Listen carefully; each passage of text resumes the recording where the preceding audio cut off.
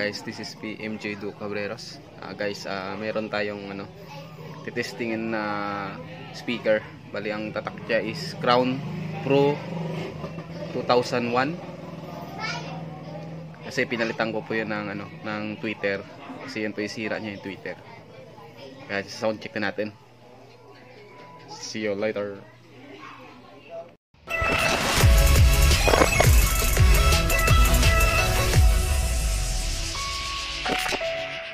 Ito pala siya, guys.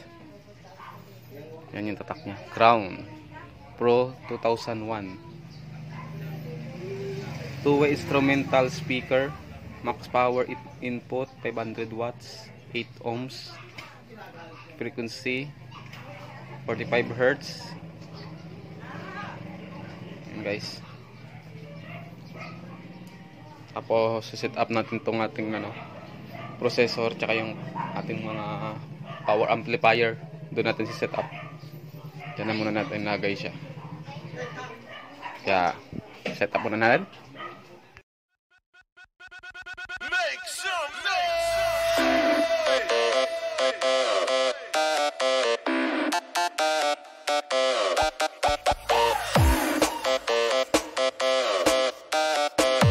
Ayan, guys. Ayan, naga sa ating mga processor tsaka yung ating amplifier. Bale, magko-connect tayo ng mga ay, hindi tayong dumadaan kasi yun. Dito tayo sa kalsada kasi. Kaya maingay. Ko-connect natin yung mga XLR tsaka PL sa ating crossover, equalizer tsaka sa ating amplifier. Ayan, guys, unahin muna natin yung ating equalizer. Bali, magko-connect muna tayo sa ating equalizer ng XLR.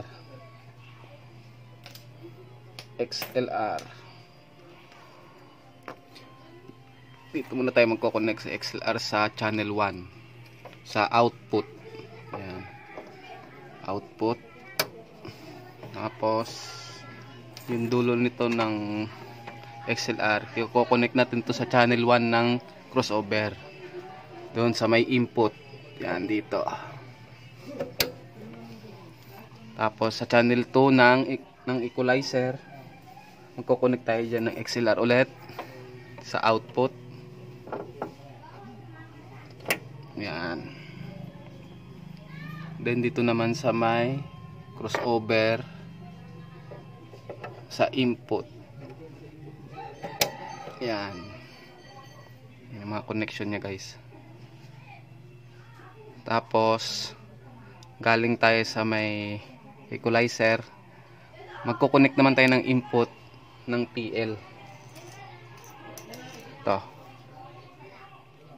guys, PL. Dito sa input. Ito muna tayo sa may channel 1. Yan, kasi wala tayong XLR na extra, kaya PL muna ginamit natin. Yan. Tapos ito naman sa PL natin, ito yung papuntang mixer. Dito yan sa mixer natin yan. Ito sa taas. Yan ang ating mixer. DXB. Baka naman. Tapos ang kukonektan lang tayo, guys. Two-way lang tayo. Pero ano nang gagamitin natin dyan? Sa 3-way na lang tayo. Gagamitin natin dyan ay low tsaka mid lang. Low mid. I-separate natin yung low tapos yung mid. Kasi ito lang ang gagamitin natin yung box eh. Ayan, si Crown. Set up natin yan dun sa labas mamaya. Ayusin ko lang tong setup dito sa ating processor bago natin i-set up dun sa labas. Tapos magko-connect muna tayo dito sa ating sa low. Pang low natin. Dito tayo mag-connect sa low. Tapos kukunik natin sa may Ace LX20 natin. Yan. Sa input.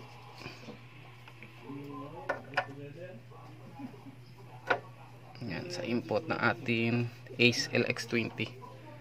Bale, magbi-bridge na lang tayo, guys. Yan yung yung likod. Nakamono siya kasi ginamit ko nung isang araw, nakamono ako. Bridge naman tayo.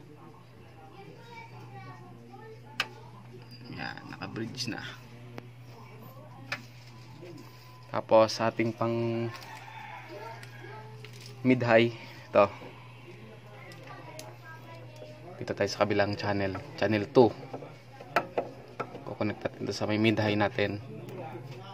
Yan. Tapos kukonect natin dito sa may ating mixing amplifier. Yan, tanggalin muna natin tong mga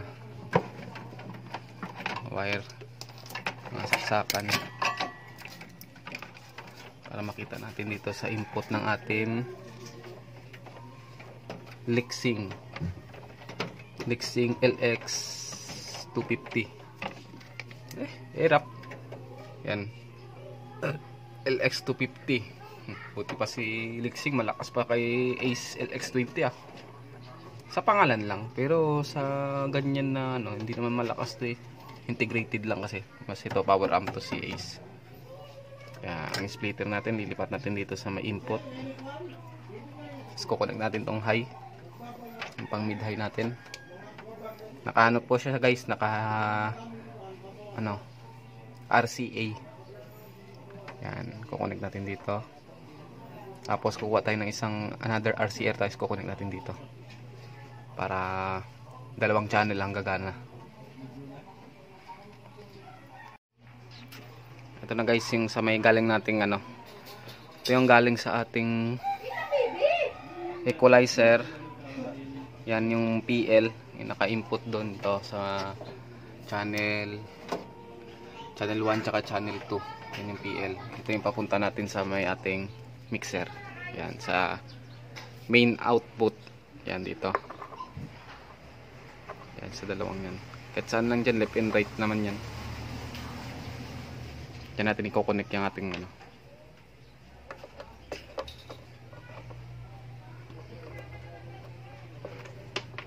mahirap pag wala tayong stand sa ating Yan.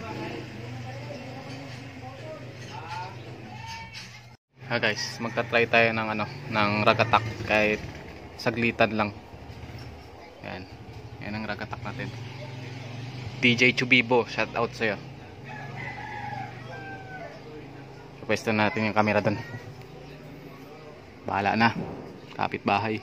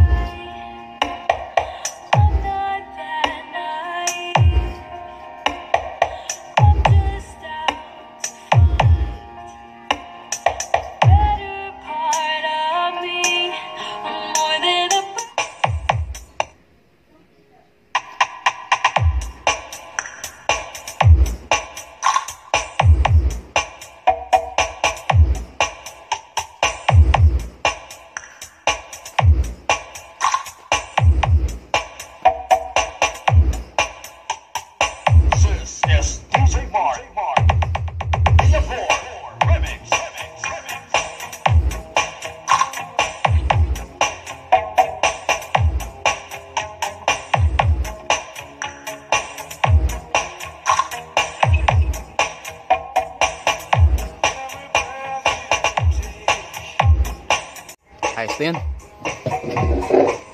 Ayos na yun. Bawas na.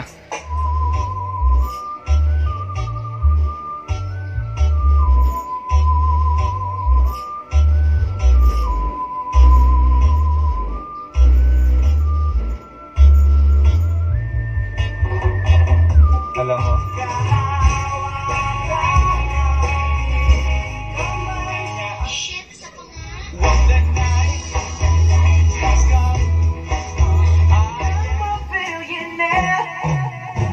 the year.